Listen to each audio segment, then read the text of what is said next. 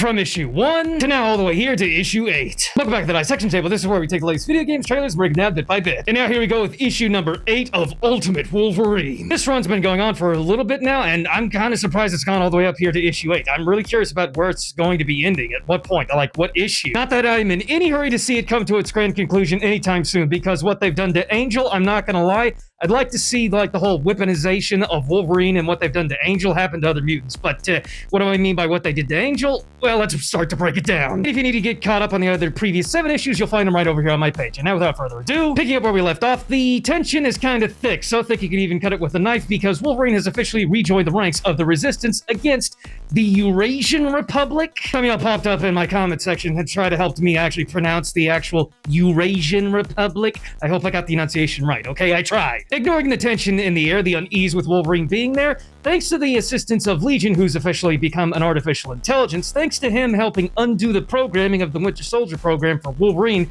the Resistance got a lot of really important information, including the location of this really secret base codenamed Snake Island. It sounds friendly, but the thing about this prison on Snake Island, it's where the Eurasian Republic is holding all these captive mutants, and basically doing God knows what. So now with the whole entire task force formed from the members, the top lieutenants of the Resistance, and with Wolverine among their rank, Wolverine decides to suit up, but he goes through this whole entire monologue about how he knew this person that actually described of what it meant for people to become essentially an adult whenever it came to this island of Genosha. It's this whole 1,000-year-old tradition from the island of Genosha that Wolverine takes direct inspiration from, and it's because of that he, again, takes the inspiration from that, and now he's not going to be the weapon that the Eurasian Republic turned him into. In fact, he's going to take what they turned him into and turn it against them. Part of that ritual also includes covering the body with chalk, and that's basically where Wolverine got the inspiration for the white, for the X on his outfit, and he keeps it as well. With that, everybody suits up, and they take off to Snake Island out here in the Black Sea. I wouldn't go here. Snake Island? Oh, hell no. Then again, this team is pretty impressive. I mean, the defenses around this whole entire prison really didn't stand much of a chance. I mean, Gambit supercharges just one card, and there goes the gate. And even though there's this whole entire landmine field that's,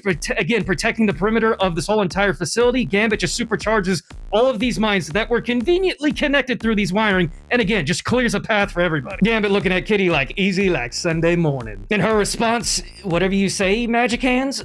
These two need a room. Now with the pathway completely clear, everybody advances up to this exterior gateway leading right into the prison. Unfortunately, they don't have eyes on inside the facility, so they send in Shadowcat. She phases through and advances inward. Basically, their scouting party. But Wolverine something's off. Top secret prison facility, and Wolverine points out the obvious. There's no active type of kind of security, no personnel, no turrets, nothing. Widow even picks up on it as well, and now everybody's feeling a little uneasy. Even Gambit's like, recall Shadowcat. Something's wrong. We might need to even get out of here. That's when she actually returns, and she is absolutely horrified of what she saw inside. Bodies everywhere. Wolverine flips out and he's like, get that gate open right now. Once the gate's open, they're met with this pretty decent long hallway, and yeah, the hallway kind of filled with a lot of people that are no longer with us. Wolverine actually approaches some of those unfortunate souls and realizes that all of them were effectively, well, what's the correct word I can think of here? Pincushions turned into pincushions by these weird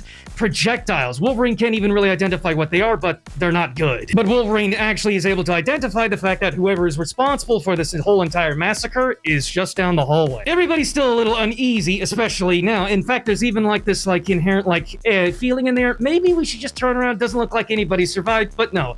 Instead, they push onward. Even with Wolverine, Sabretooth, Gambit, with all these powerful mutants, I would still kind of turn back. I mean, again, Beast was even saying, maybe we should turn around, may not be anybody alive, and then lo and behold, there's still one person still alive. The person responsible for the reason being why nobody else is still with us. And that person is only saying one thing on repeat. I won't let you. I won't let you. Wolverine, recognizing the threat, immediately pops his claws and also correctly identifies the fact that whoever this is ain't playing with a full deck of cards. But Shadowcat, she doesn't recognize who this is. Warren Worthington, aka Angel, and he needs help, much like how Wolverine needed help when he was still the Winter Soldier. Now Shadowcat here, she's trying to talk to Warren, she approaches him, and that was a mistake. Because this is Shadowcat, she's able to, in a split second, activate her mutant ability, and these bladed feathers from Warren Worthington right here, aka Angel. They phased through her, but unfortunately, Polaris and Beast weren't so lucky. Nah, I'm not gonna lie, I didn't know Angel could go this hard. This is aura farming without even trying. Two of their own lost. Now everybody advances and they have to drop Angel as quickly as they can, because if they don't, he's gonna essentially drop all of them. And this team, they actually fight very effectively, very tactfully. You gotta give Wolverine credit. The first thing he does, he pins one of Warren's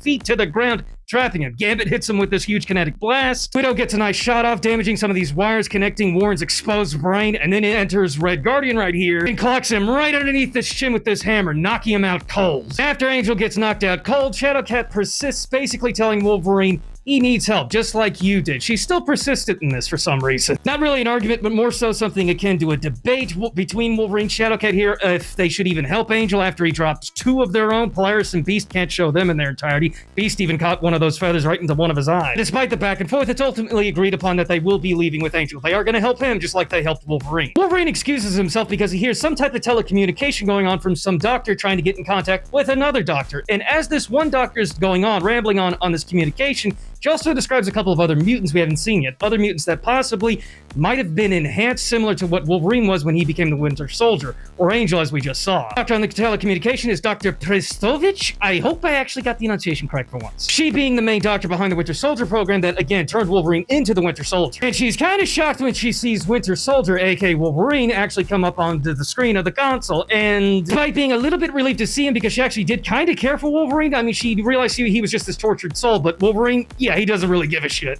And decimates the console. Shadowcat was like, who is that? And Wolverine's response, someone who's not going to be with us very soon. Almost out of time here. If you all enjoyed the breakdown, please make sure to give me a follow, like, and a comment. If you want to continue to be informed about video games, trailers, comics, and more, please make sure to give me that follow right there, and I hope to see y'all in the next one.